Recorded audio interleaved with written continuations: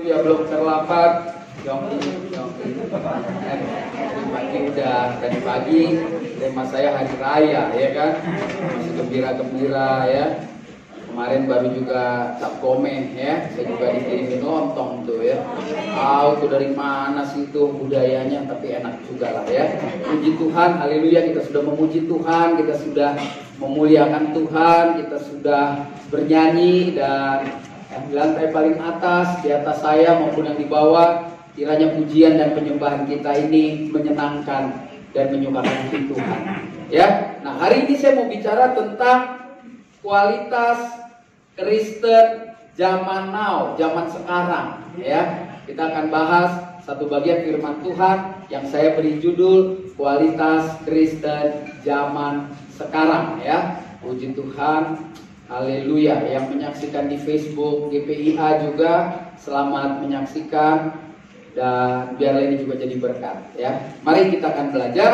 Nah, di mana letak perbedaan Kristen zaman old dan zaman now? Zaman old itu yang umuran saya, gocap ke atas, yang lagunya udah menghitung hari. Kalau kita bangun tidur, puji Tuhan belum mati kan, begitu kan. Kalau udah gocap kan udah begitu saudara. Kalau masih 40 kan bangun tidur masih besok kerjaan apa gitu ya. Jadi biarlah kita akan belajar apa sih yang membedakan Kristen zaman dulu dan zaman sekarang. Karena selalu kalau ada ibadah, dia susah, jadul. Orang dulu kalau kebaktian ngebosenin. Ada anak sekarang kebaktian urakan, gak jelas. Nah, dua-duanya saling menghakimi, betul gak saudara ya? Yang tua rasa paling benar, yang muda merasa juga paling benar. Mari kita lihat apa yang menjadi perbedaan, apa yang menjadi letak perbedaan Kristen zaman dulu, gocap ke atas sama zaman ke bawah. Nih gambarnya. Kalau zaman dulu, zaman kita tuh gereja pakai jas, rapi. Saya orang Batak, kalau gereja nyanggul.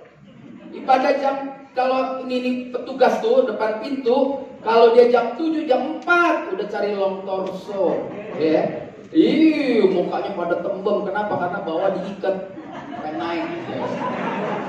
Itu tuh orang zaman dulu. Kalau zaman sekarang lihat sebelah kanan, pakai jeans ya. Orang dulu bilang nggak ada sopan-sopannya sama Tuhan. Iya, betul dong, betul nggak sih? Enci zaman dulu aja celana robek-robek tuh. Udah ikut-ikutan sekarang. Zaman sih ya contoh ya kan.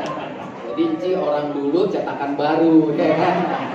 Jadi itu lihat-lihat. Ya, kalau zaman dulu jas, duduk rapi-rapi, nyanyi, duduk. Kalau sekarang pemimpin pujian kan, mari kita bangkit berdiri. Gitu. Kalau zaman dulu, kalau saya kan, mari kita memuji Tuhan, jemaat berdiri. Gitu. Ya, pernah ke gereja zaman dulu begitu. Apa kecilnya nggak jelas. Ya.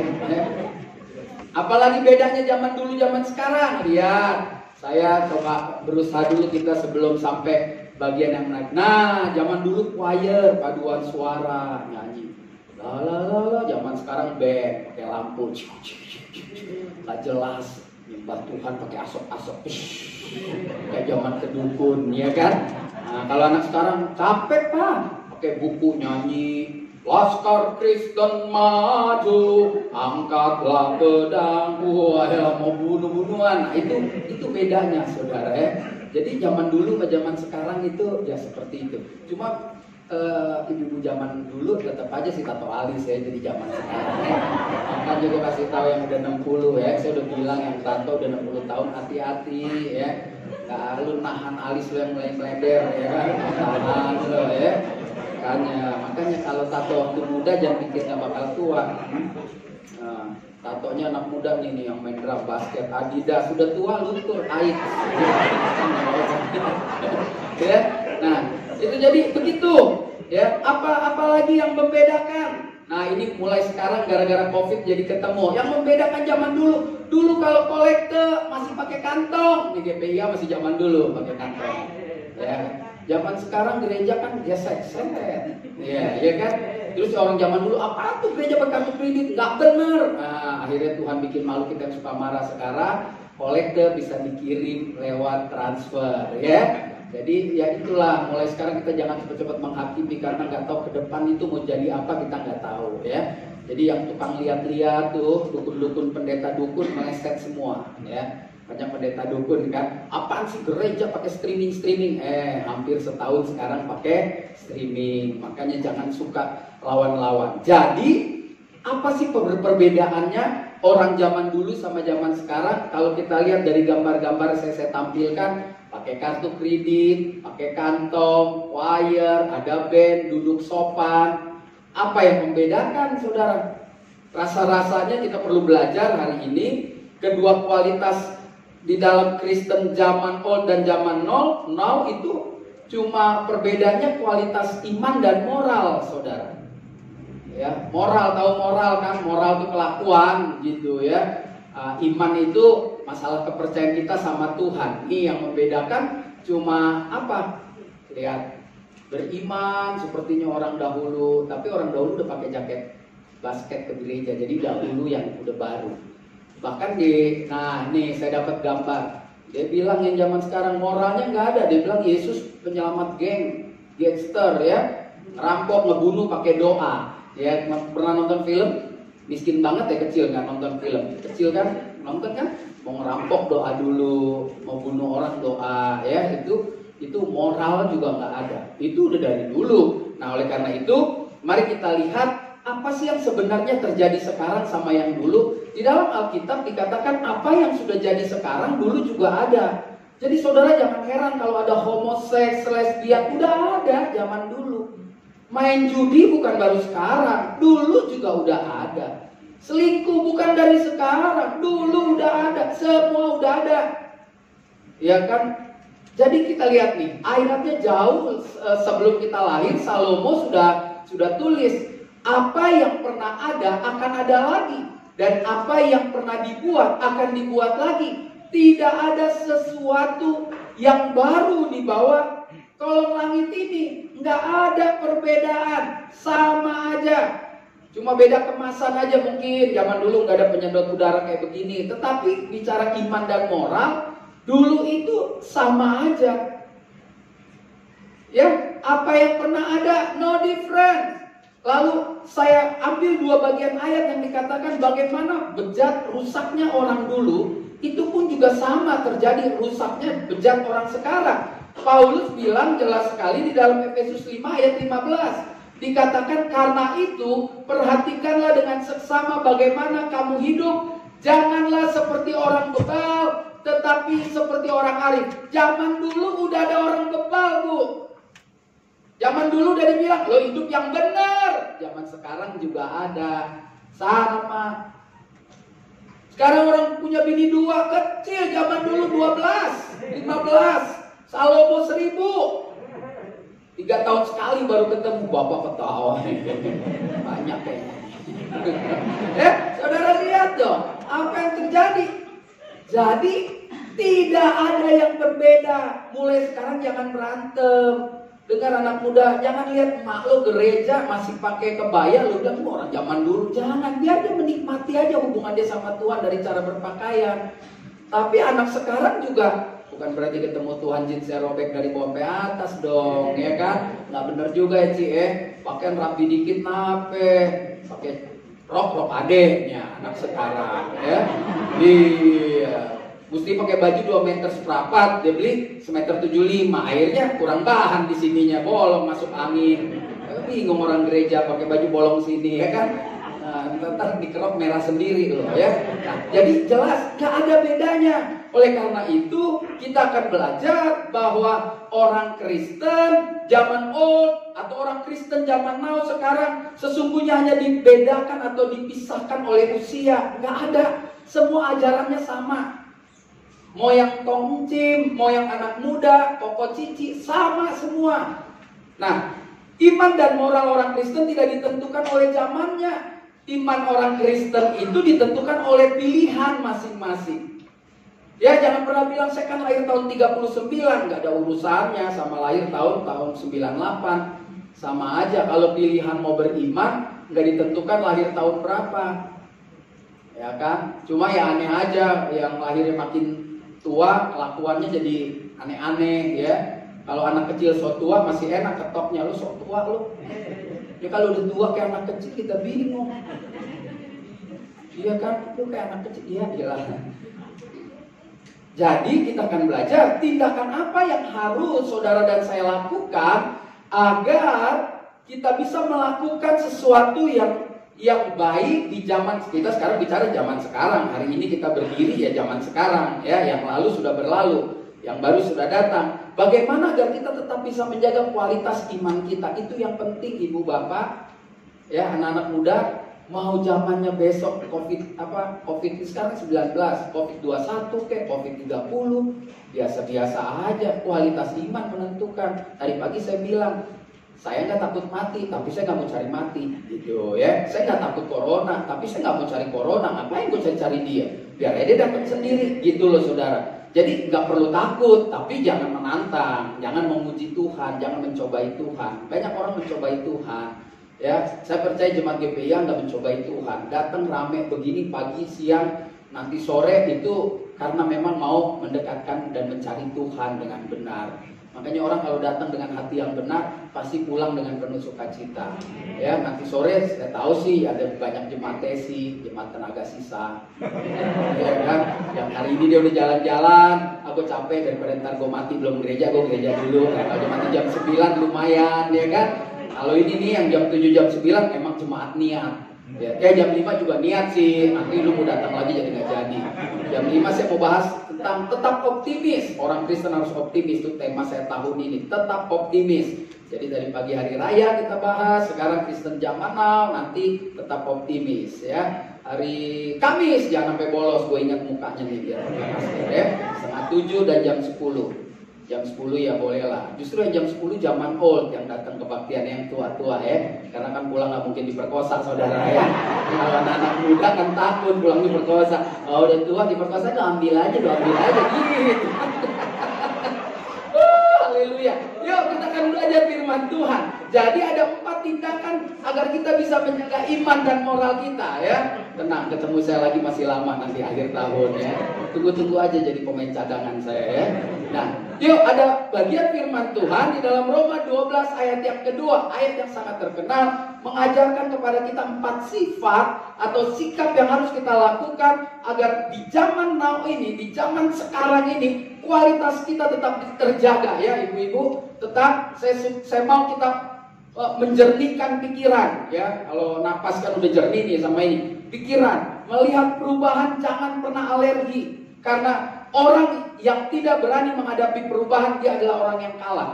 Pemenang adalah orang yang berani menghadapi perubahan, tetapi tidak hanyut oleh perubahan. Nah ya, kita harus lawan perubahan, ikuti perubahan, tetapi tidak hanyut.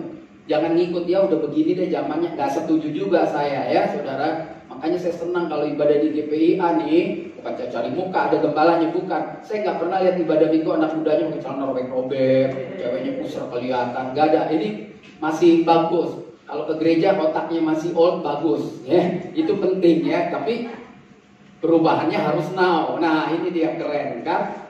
Nanti tetap kolektor masih pakai kantong ya, oh jelas ya. Karena kalau yang recehan kantongnya bunyi tit. Nah, ya. Saya mau lagi suruh orang ciptain tuh kalau noceng bunyi kantongnya ya. Jadi, cuma belum bisa ditemuin, belum terdeteksi saudara ya. Yuk, di dalam Roma 12 ayat yang kedua dikatakan demikian, pasti saudara tahu. Kita baca sama-sama lantai atas, lantai 3, 2, 1 kita baca sama-sama. 1, 2, 3.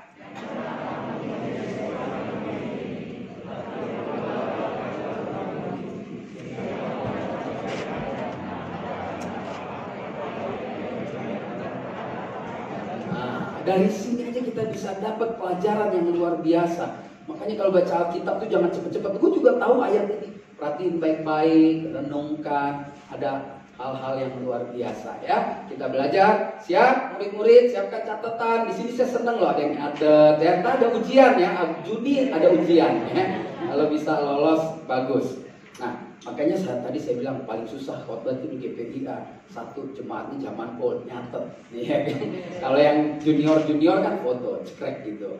Terus kalau gue udah khotbah ini, gue khotbah lagi dia tahu. Nah, ya kan? Kan banyak juga jemaat yang kerjanya itu ngoreksi pendeta. Saya benar-benar mesti hati-hati.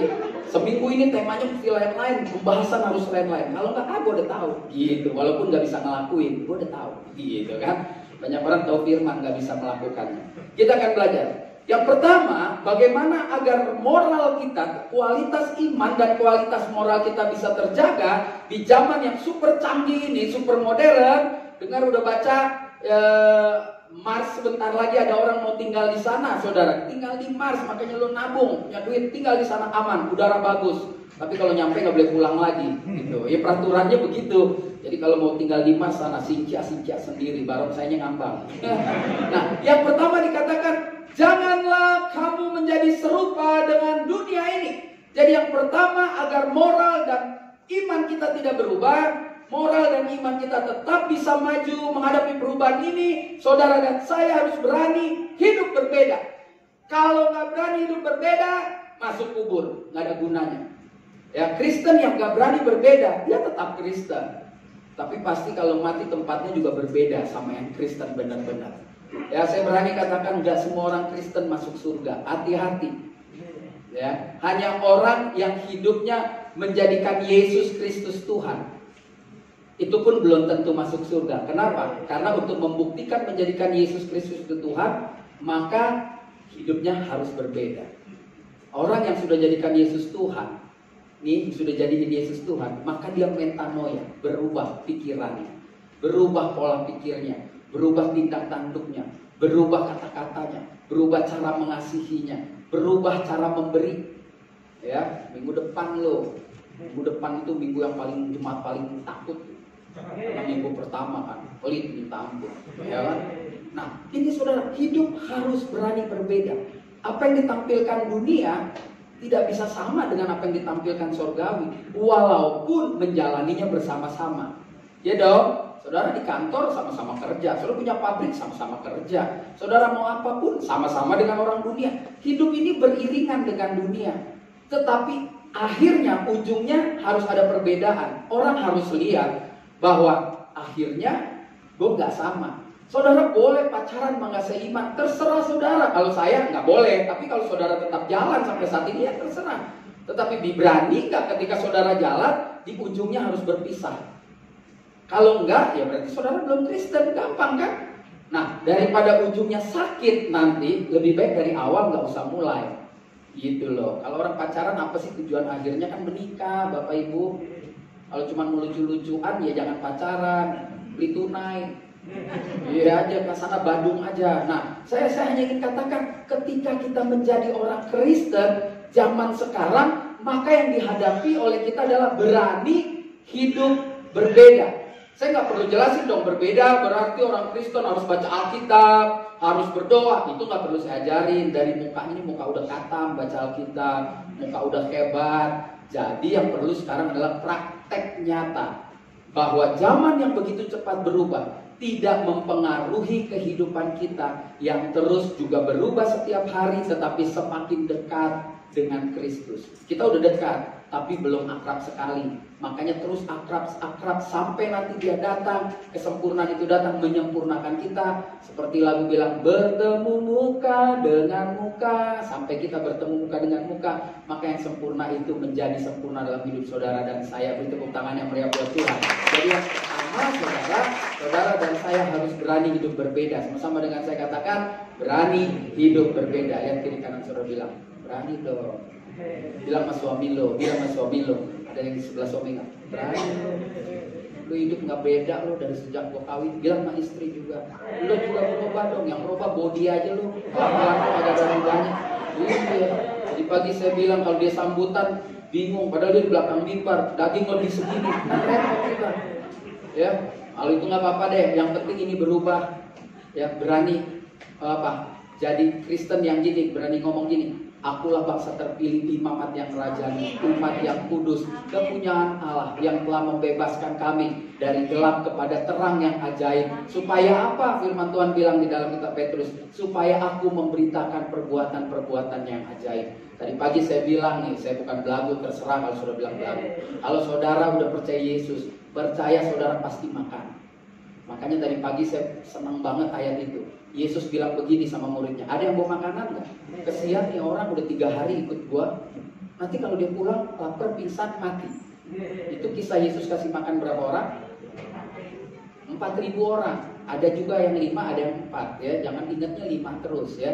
Ya bukan goceng aja, ada siceng juga. Tapi 5 tambah 4 jadi 9 Q ya guys. Makanya itu bisa diklenik-klenikin tuh sama orang Chinese. Tuh 9 angka bagus, lihat oh, Yesus kasih makan 5.000, kemudian 4.000. Makanya lu gandeng jadi 9.000. Nah 9 lu pasang 3 di belakang, lu pasang. Ya tawa lo kan pasang buntut ya dulu, ya kan? Nah ini penting saudara. Makanya orang Kristen tuh banyak yang klinik. Ya, masa tadi pagi saya bilang, masa ada perjamuan di bawah-bawah? Minggu depan lu perjamuan, lu jangan petugasnya datang, tuh lagi deh rotinya. Ya, mending lu beli roti yang jelas di mall. Kalau cuma mau makan, ada yang bawa lagi perjamuannya, kepret-kepret di toko. Darah Yesus, darah Yesus, darah. Ya, lu beli wangi-wangi lebih bagus. Jadi makanya jangan klinik-klinik. Ya, itu zaman old, zaman now nggak ada lagi. Terus jangan begitu. Saya tahu lah dari kulit saudara, sama nih dari suku gua masih doyan klinik, nyanyi puji Tuhan kalau di gunung lewat, bisi-bisi anak kambing mau lewat. Lu masih klinik, masih takut, ya? Ngawinin anak lu jangan hari Selasa. Hari Selasa engkong lo mati dulu. Ya apa hubungannya engkong lo mati sama kawin? Nah itu tuh namanya klinik. Ya, jangan, kita harus berubah khusus nih untuk zaman old. Ke kiri melulu emang toko semua sih. Oh, mesti berubah. Ini kan udah semua nih. Berubah, jangan bilang dulu kata udah deh. Ini sekarang tahun apa? Tahun kerbau. Tuh kerbau lo tau gak nyeruduk, makanya lu gue udah bilang lo tahun kerbau. Jangan lu pacaran sama ular. Aduh. Udah gak main begitu. Zaman sekarang saudara dan saya berani berbeda. Dan musuh pertama adalah keluarga saudara. Suami mau hidup berbeda, musuhnya istri kalau belum tobat.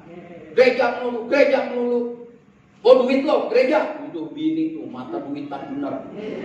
Ya kan? Lu juga gereja, gak ada latihan. Buat telepon pendeta gak ada latihan. Ya kan? Istri juga, lakinya gak berubah, dimarahin. Sabar-sabar aja. Dikatakan jangan kamu menjadi serupa dengan dunia ini. Dalam Filipi pasal 2 ayat 5 kan dikatakan, hendaklah saudara dan saya punya hati, pikiran dan perasaan yang terdapat di dalam Kristus Yesus. Apa sih pikirannya? Pikiran Kristus bagaimana? Apa yang dipikirkan Bapa menyelamatkan manusia itu terjadi lewat hidupnya. Apa itu perasaan? Perasaan dengan kasih. Jadi orang-orang yang mau hidupnya berbeda, kasihnya harus dirasakan.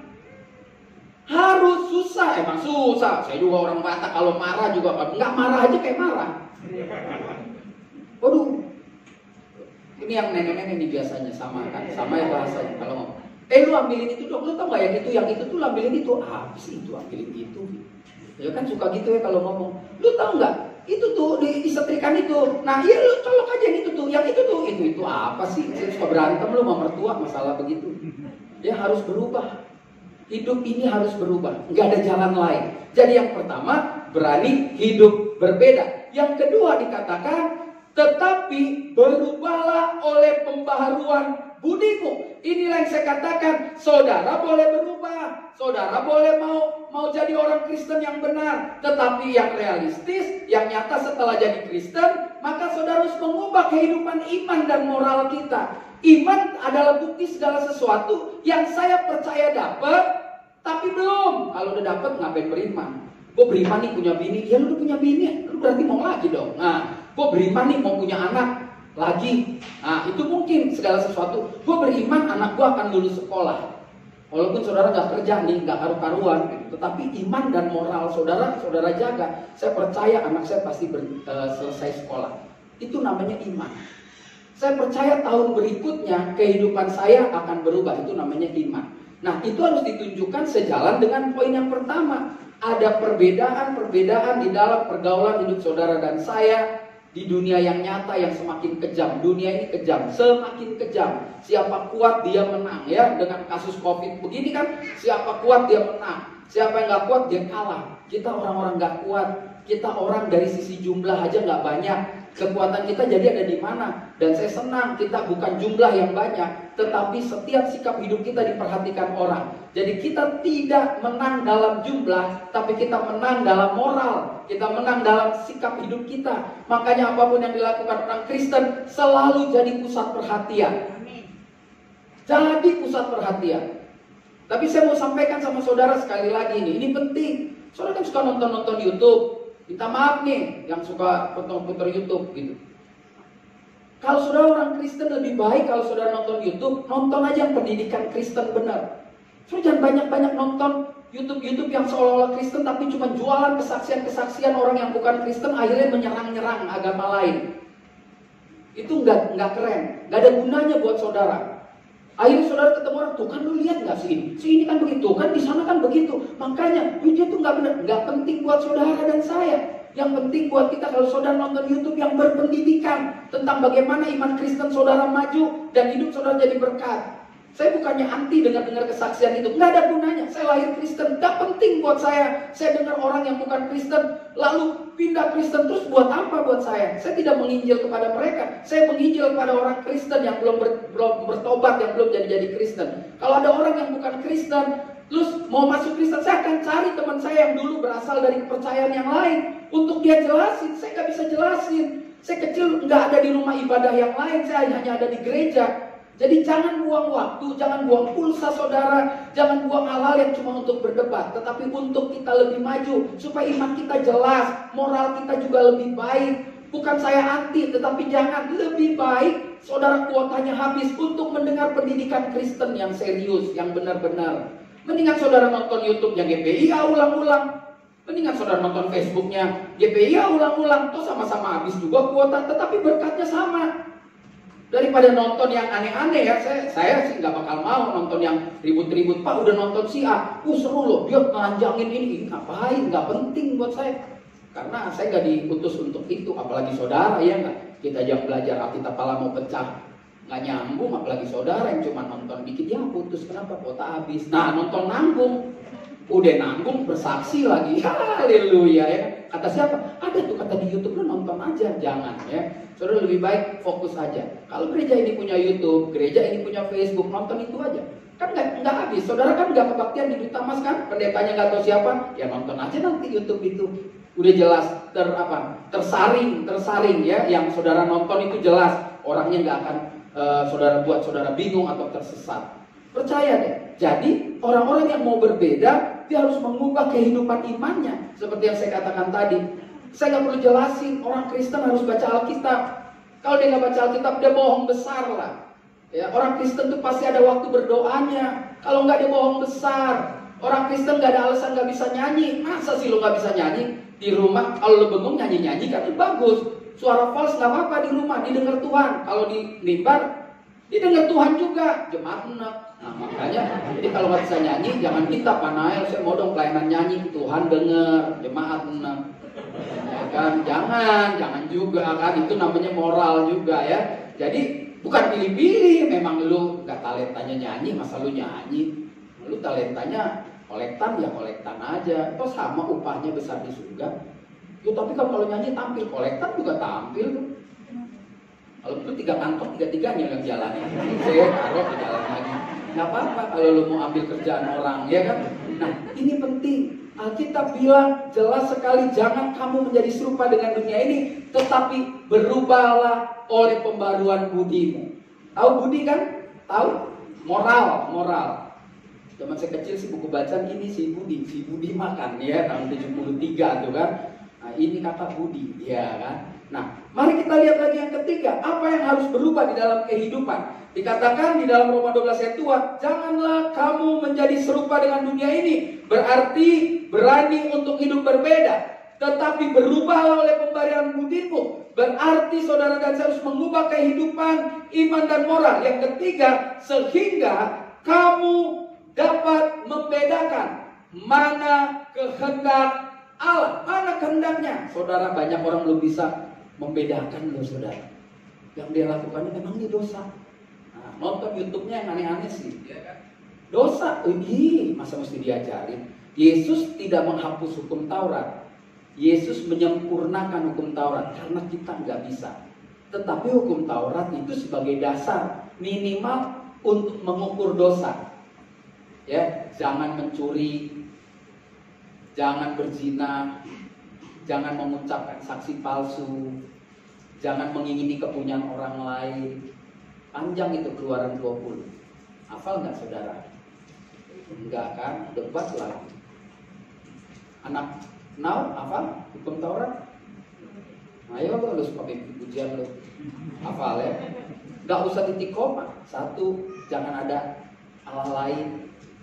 Jangan bikin patung sujud menyembah. Jangan darah Yesus, jangan sembarangan, ya. Sembarangan lo kita nyebut-nyebut nama Yesus. Keempat, hari Sabat. Ingat tuh hari Minggu, gak usah debat. Pak, katanya hari Sabat dari Sabtu, nggak penting sama saya.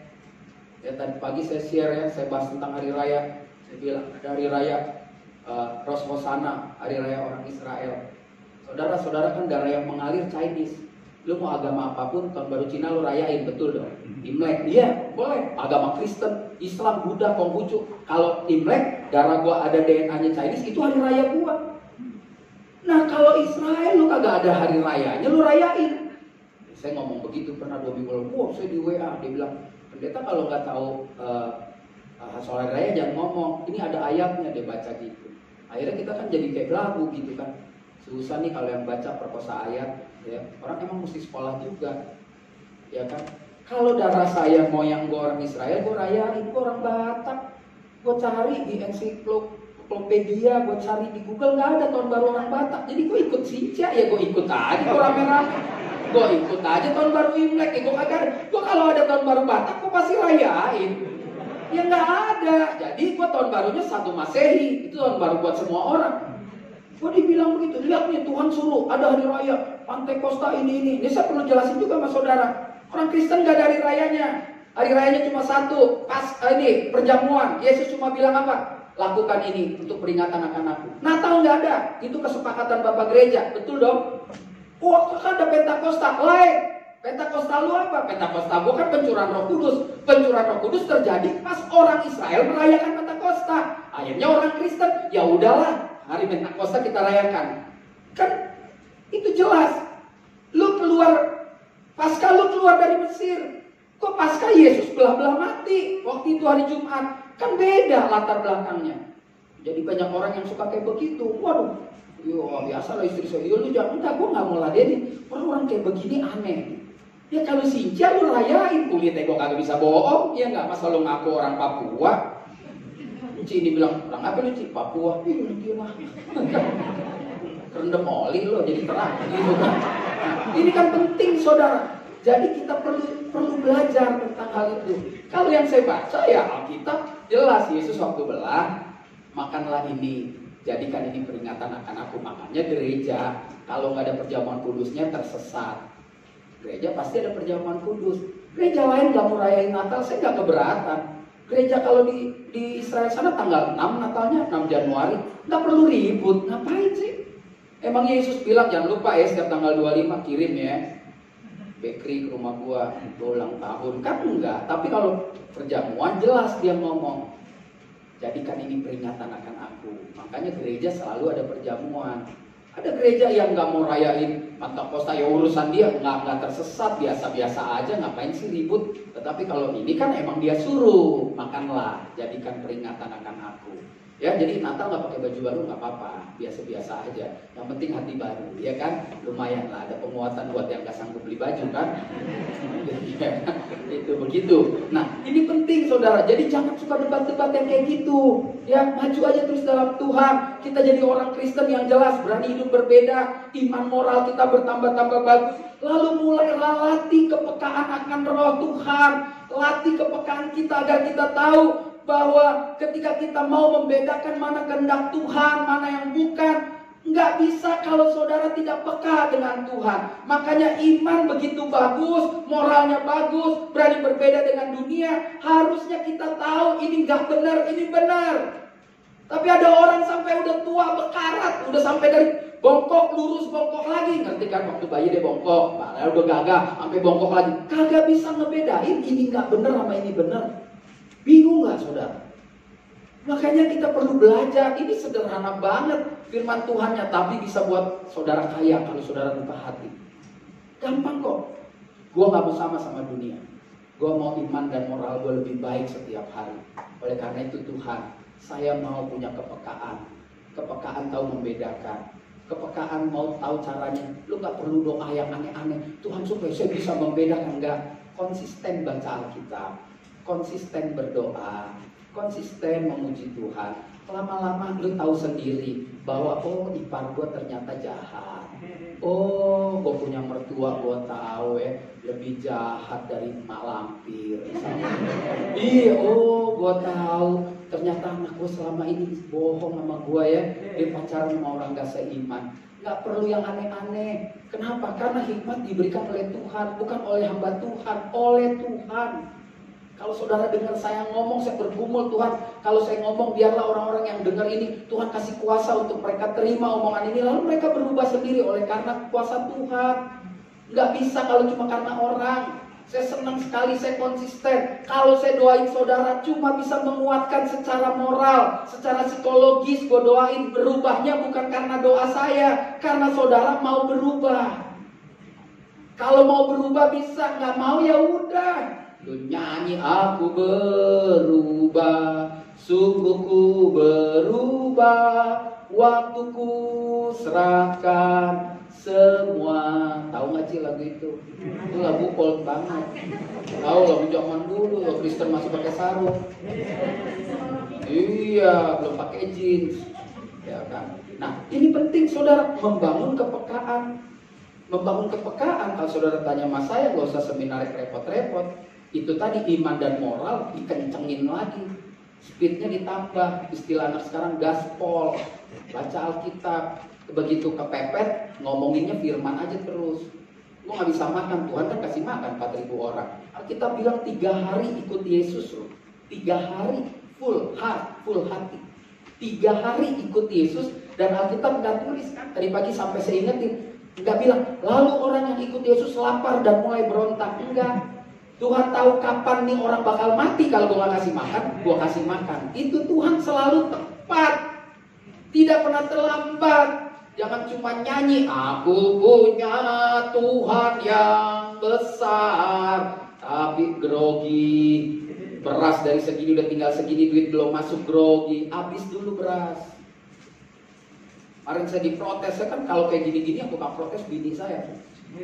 Gue bilang, lu nih bu, saya orangnya serius, saya fair gitu. Lu kalau sakit, lu punya mobil 2, lu jual dulu dong mobil lo buat berobat. Lu gak boleh minta sama orang. Kan ada orang kayak gitu kan, sakit ditungguin semua, lu jual dulu semua untuk hidup lu kok.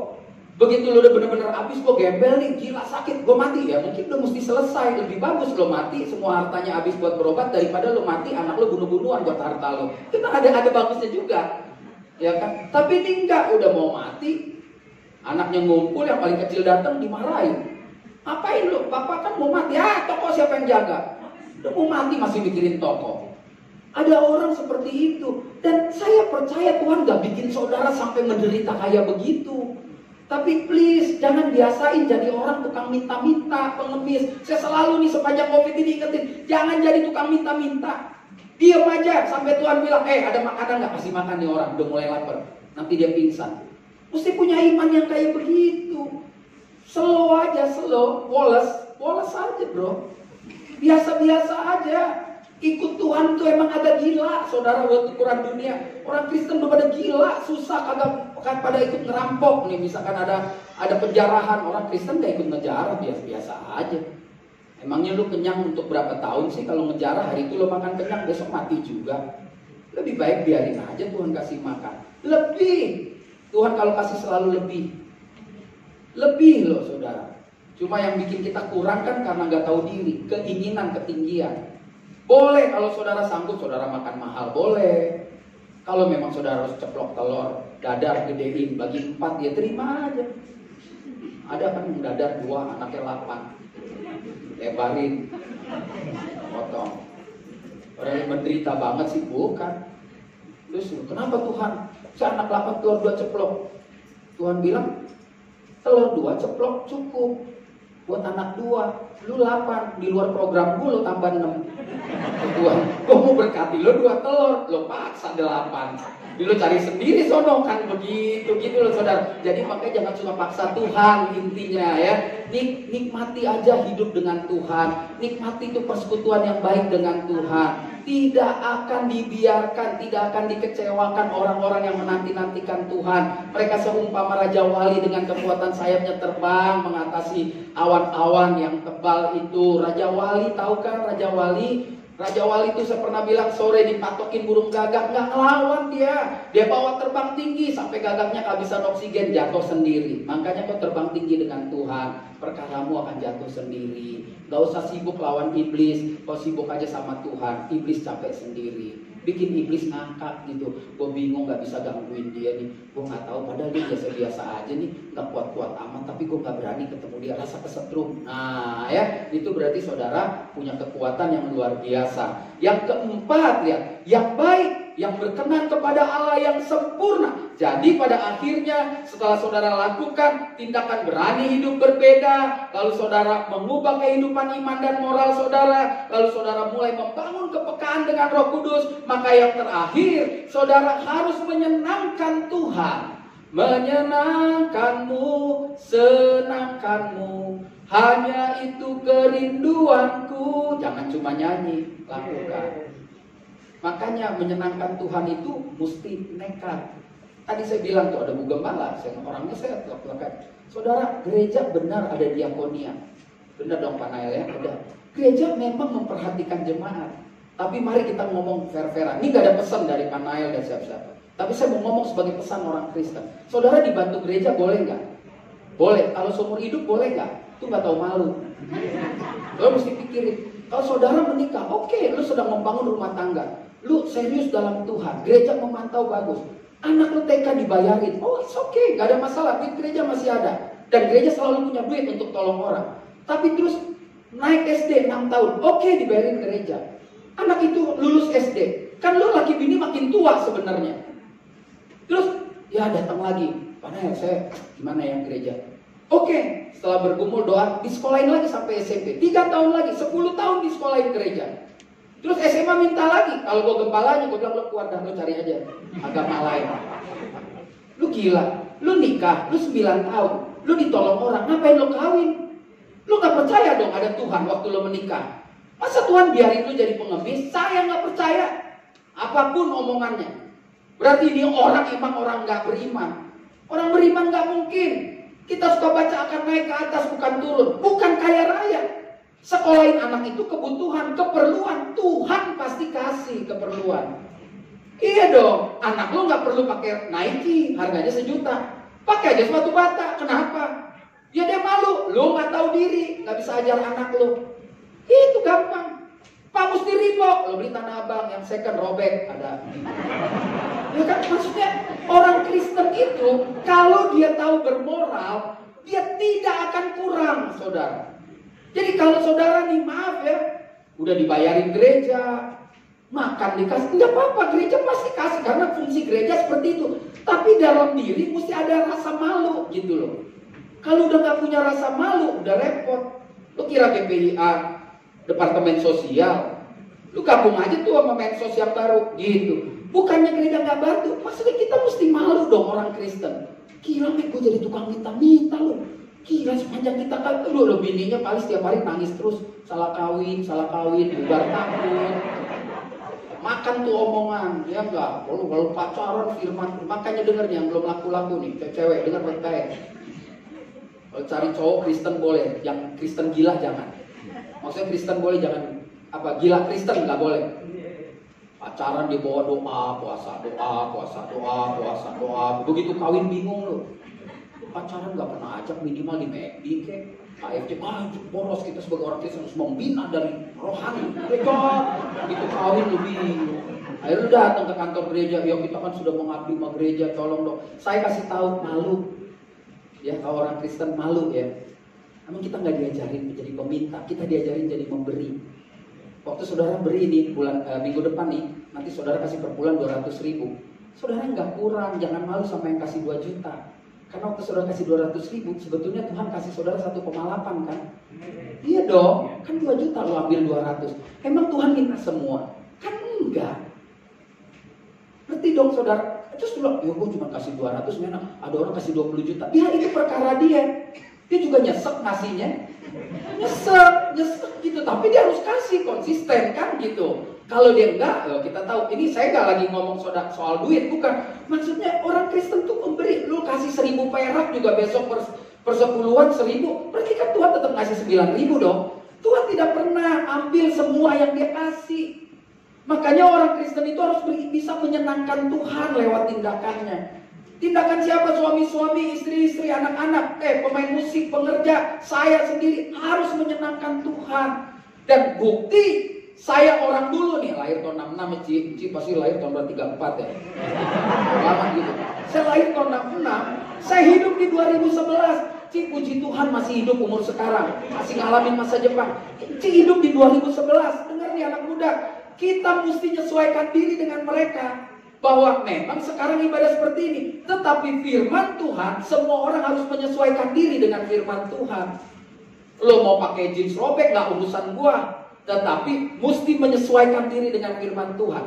Dan firman Tuhan mengatakan hari ini, kita harus menyenangkan Tuhan dengan tindakan. Kenapa? Karena dikatakan, yang baik melakukan yang baik, yang berkenan kepada Allah yang sempurna. Ya, jadi nggak bisa. Ya, sekali lagi minta maaf ya, jangan suka minta-minta, harus memberi. Tak harap kembali bagai sang surya. Aduh, saya serius loh saudara. Emang kayaknya begini-gini enggak. Kristen kalau minta ampun, saya benar-benar di sejak COVID dari Maret lalu, sesama pendeta yang jangan minta-minta, malu. Saya tadi makan nih sama padanya. Saya bilang, wah enggak Tuhan, gua kacungnya Tuhan. Saya memang gak ada bisnis lain kan. Jadi yang gaji gue Tuhan, gak ada yang lain. Mau lewat siapapun yang gaji gue. Dan kalau gue sampai gak makan mati, gue tinggalin Yesus. Saya bilang gitu, gue gak percaya Yesus Tuhan. Saya berani bilang begitu. Saya sudah memilih ikut Yesus. Dan dia pasti tanggung jawab sama saya. Oke, jangan gini-gini, malu-maluin.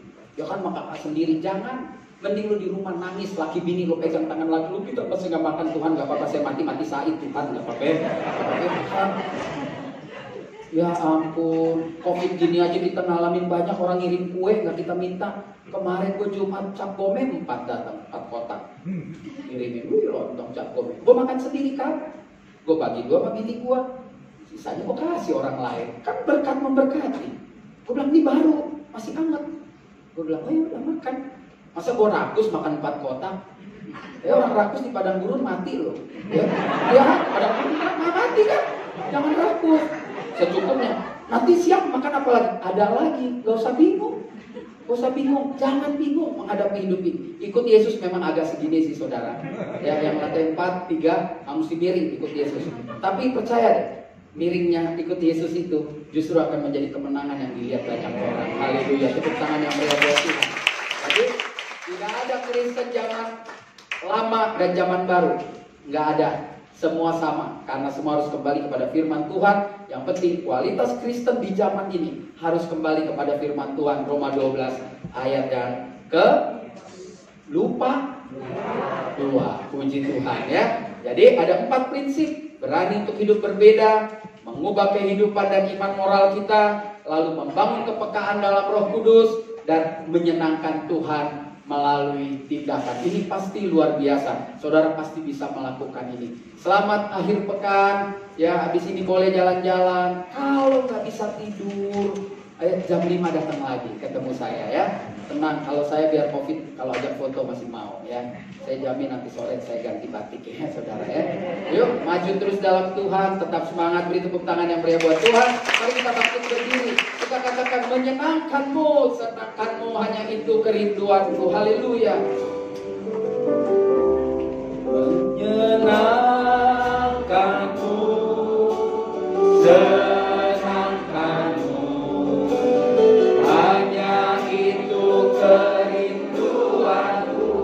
Menyenangkanmu, senangkan hatimu, senangkan hatimu, hanya itu lebih sungguh katakan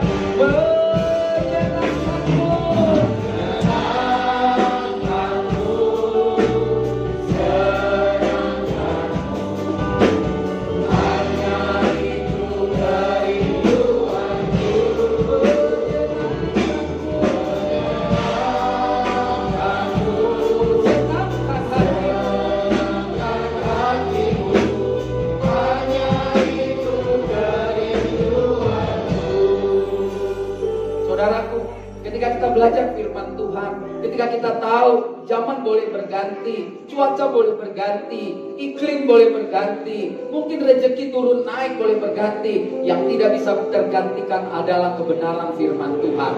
Dunia langit akan berlalu, tapi firman Tuhan tinggal tetap. Oleh karena itu saudara, ketika dunia coba mengecoh kita, coba membeda-bedakan tentang keadaan status kita, baik mulai usia, ekonomi, tentang pekerjaan dan lain sebagainya, janganlah itu mempengaruhi iman saudara kepada Tuhan. Hari ini kita belajar firman Tuhan, bahwa ketika kita hidup di zaman sekarang, kita harus tetap konsisten. Jika kita mau melakukan tindakan-tindakan yang menyenangkan Tuhan sesuai firman Tuhan yang sudah kita baca di dalam Roma pasal 12. Saudara berani untuk hidup berbeda. Itulah tuntutan di zaman sekarang. Mengubah kehidupan iman dan moral kita, itu juga merupakan tuntutan di zaman sekarang. Mari mulai melatih diri kita agar kita punya kepekaan dalam roh. Dan pada akhirnya dimanapun kita berada, hidup kita menyenangkan Tuhan. Kalau itu menjadi kerinduanmu, kalau itu menjadi juga pergumulanmu selama ini, dan Tuhan jawab. Dan saudara mau jadi orang Kristen yang siap hidup berbeda, punya iman dan moral yang baik, punya kepekaan roh, dan siap menjadi saksi dengan menyenangkan Tuhan. Mari bersama dengan saya, kita taruh tangan kanan kita di dada, kita berdoa bersama-sama. Bapa di dalam surga, kami taruh tangan kanan kami di dada, karena kami nggak mau main-main. Kami tahu ini zaman sekarang, zaman now, zaman yang berat, zaman dimana bahkan Tuhan izinkan ada virus yang melanda dunia ini, semakin bertambah-tambah berat. Tetapi hari ini kami ingin mengatakan, berat bagi dunia, ringan bagi Tuhan. Dan kami gak akan pernah takut. Apapun yang terjadi ke depan, kami tidak akan pernah digoyahkan. Zaman boleh berganti, musim boleh berganti, keadaan boleh berubah-ubah, tetapi Kristus Yesus tetap tinggal di hati kami. Kami taruh tangan kanan kami di dada, karena kami mau melangkah maju, kami mau menang, kami siap diutus Tuhan kemana saja. Kami gak pernah takut. Kau lihat Bapak, kau lihat setiap tangan yang terletak di dada. Hamba berdoa dalam nama Tuhan Yesus, Kristus Tuhan dan Juru Selamat kami. Setiap komitmen kami, Tuhan sendiri yang materaikan di hati kami, sehingga firman itu bertindak, firman itu bekerja di hati kami, dan nanti akan keluar menjadi berkat bagi banyak orang. Haleluya, tepuk tangan yang meriah buat Tuhan. Katakan,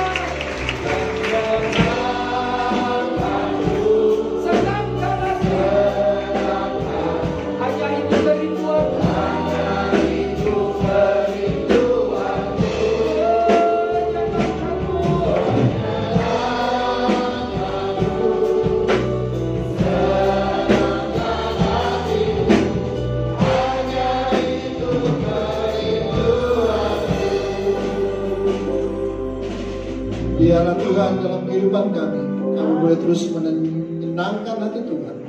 Biarlah kebenaran firman-Mu yang kami dengar pada pagi hari ini, kami boleh mensilati berlakunya Tuhan.